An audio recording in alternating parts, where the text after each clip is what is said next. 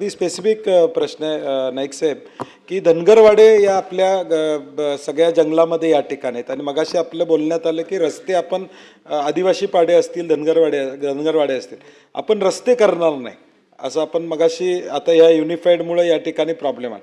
तर माझी आपल्याला विनंती, असा काही सर्वे करून, जसं आता वर्ल्ड बँकेतून काल मुख्यमंत्री महोदय म्हणले की गावं जोडण्यासाठी सिमेंट कॉन्क्रीटचे रस्ते आम्ही करणार आहोत, तसं हे धनगरवाडे जोडण्यासाठी एक मोहीम घेता येईल का? तुमच्या फॉरेस्ट डिपार्टमेंटनंच ते करावेत, कारण की आज अनेकदा तक्रार येतात.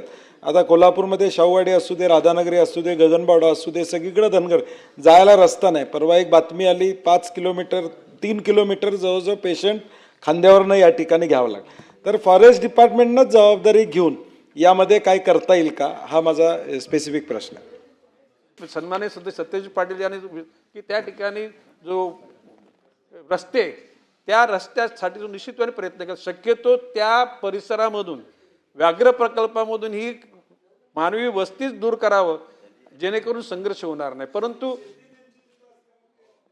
नाही, महाभाषिक शेतीला पर्यायी शेती डेफिनेट, हे आजचं एकच दिवसाचं नाही आहे, एक सदा न कदा भविष्यकाळामध्ये टिकणारी बाब असल्या कारणानं हे कायमच्या स्वरूपाची समस्या दूर करण्याकरता त्यांना पर्यायी शेती सुद्धा देण्याचा विचार निश्चितपणे करावा लागेल.